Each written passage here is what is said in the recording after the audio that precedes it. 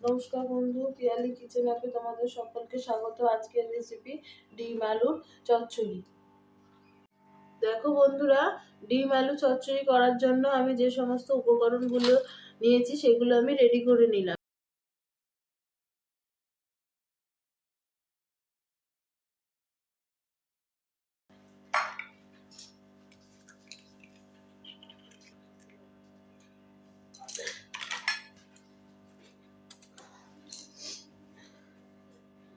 আমি 5টা ডিম নিয়ে নিয়েছি, যেহেতু আমি একটু তরকারির পরিমাণটা আমি বেশি করে করব, তাই জন্য আমি 5টা ডিম ফাটিয়ে নিয়েছি। দেখো বন্ধুরা, পেঁয়াজগুলো আমি একদম ঝিরিঝিরি করে কুচিয়ে নিয়েছি। এটাতেই আমি ডিমটা অমলেটটা করার জন্য এরকম ভাবে পেঁয়াজটা কেটে নিয়েছি। কুচানো পেঁয়াজগুলো ডিমের মধ্যে দিয়ে দিচ্ছি।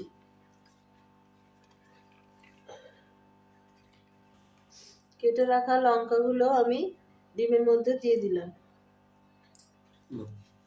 নুন দিয়ে দিচ্ছি, হলুদ গুঁড়ো দিলাম।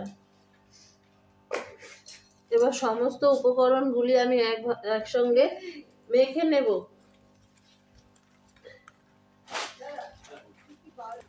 ভালোভাবে মিশিয়ে নেব। তারপর আমি এর মধ্যে বেসন দেব। সমস্ত উপকরণগুলো ডিমের সঙ্গে এইভাবে আমি মিশিয়ে নিচ্ছি। এবার আমি এর মধ্যে পরিমাণ মতো বেসন দিয়ে দিচ্ছি।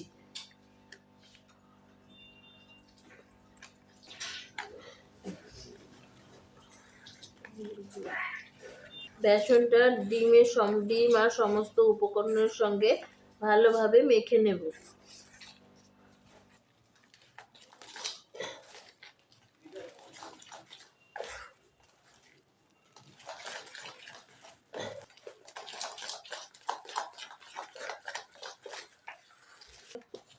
দেখো বন্ধুরা, মাখাটা ঠিক তোমাদের এই রকম হবে, এই রকম থিকনেসটা হবে, এই রকম পুরো একদম মাখা মাখা হবে। তো তেল গরম হয়ে গেছে বন্ধুরা, দেখো এবার আমি ডিমের বড়াগুলো ভেজে নিচ্ছি।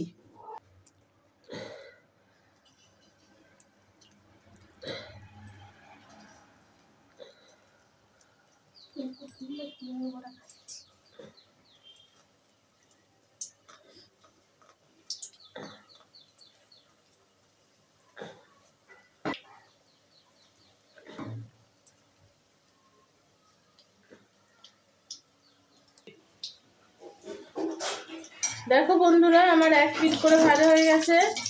আমি এবার এই পিঠটা উল্টে দিচ্ছি। ভাজা হয়ে গেছে,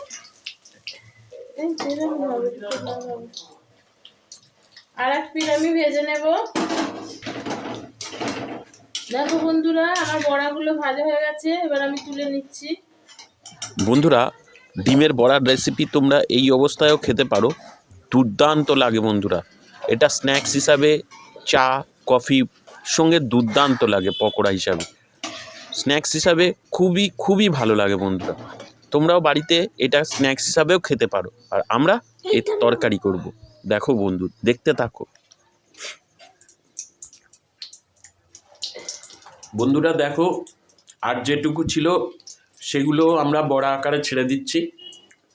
বন্ধুরা, এই নতুন রেসিপি তোমাদের কেমন লাগছে আমাদের জানাতে ভুলো না কিন্তু। ডিম দিয়ে এক নতুন রেসিপি তোমাদের সামনে নিয়ে চলে এলাম বন্ধু। তোমরা এটা ভালো করে পুরো ভিডিওটা দেখে নিও।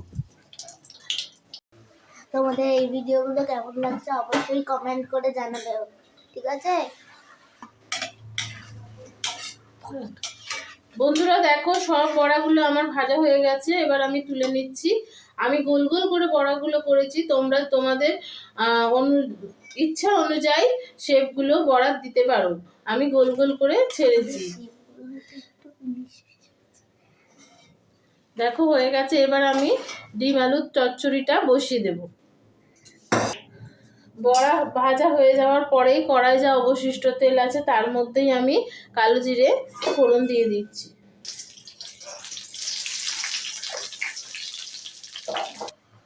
এবার কুচানো পেঁয়াজগুলো তেলের মধ্যে দিয়ে দিচ্ছি।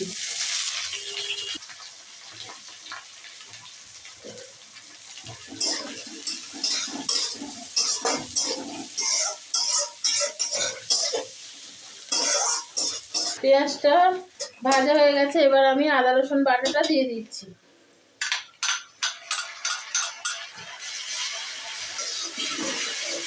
আদা রসুন বাটাটা পেঁয়াজের সঙ্গে একসঙ্গে ভাজতে থাকছি।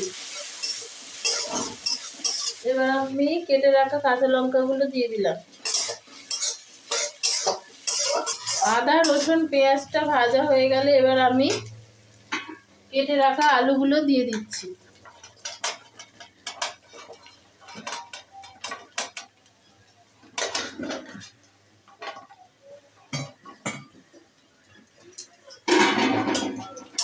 এবার আমি একসঙ্গে আলুটা মিশিয়ে নাড়তে থাকবো। আলুগুলো আমার ভাজা হয়ে গেছে প্রায়। এবার আমি হলুদ গুঁড়ো দিয়ে দিচ্ছি।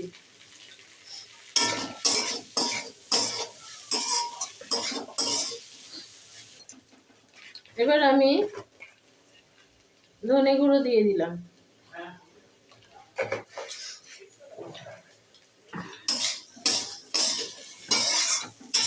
ধনে গুঁড়োটা দিয়েও আলুর সঙ্গে ভালোভাবে মিশিয়ে নেব।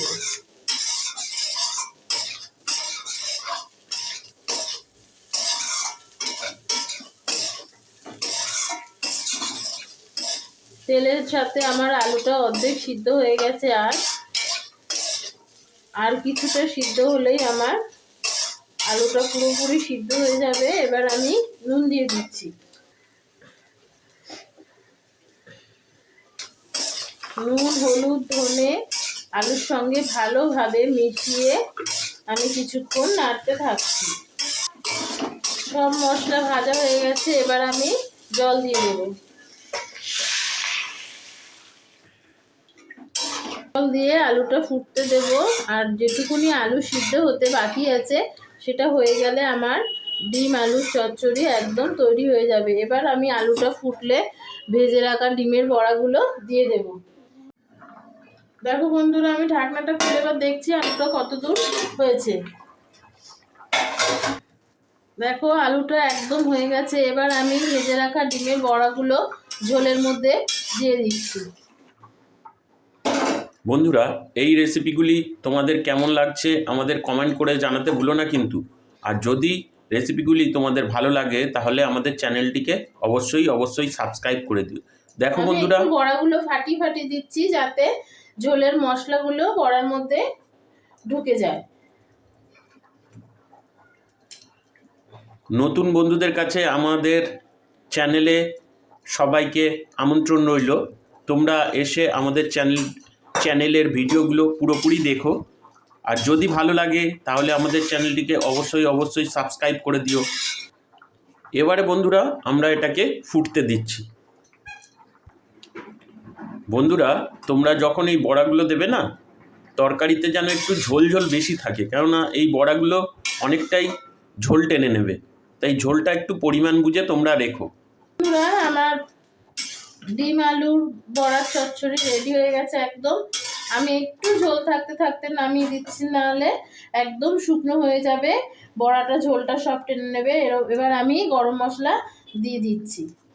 বন্ধুরা দেখো, কেন বলছিলাম যে জল বেশি করে রাখতে, বুঝতেই পারছো আগে কতটা ঝোল ছিল আর এখন কি অবস্থা। বন্ধুরা দেখো, ডিম আলুর নতুন রেসিপি রেডি। এবার আমরা ওপর থেকে ধনেপাতা ছড়িয়ে দিলাম। বন্ধুরা, এই রেসিপিগুলি তোমাদের কেমন লাগলো আমাদের কমেন্ট করে জানাতে ভুলো না কিন্তু। আর যদি ভালো লাগে তাহলে অবশ্যই শেয়ার ও লাইক করে দিও। বন্ধুরা, আমাদের রেসিপি একদম তৈরি হয়ে গেছে, এবার আমরা নামিয়ে নিই। বন্ধুরা দেখো, কি অসাধারণ দেখতে হয়েছে বন্ধুরা, এই রেসিপিটা তোমাদের যদি ভালো লাগে তাহলে আমাদের চ্যানেলটিকে অবশ্যই সাবস্ক্রাইব করে দিও। টাটা, গুড বাই বন্ধু, দেখা হবে পরের ভিডিওয়।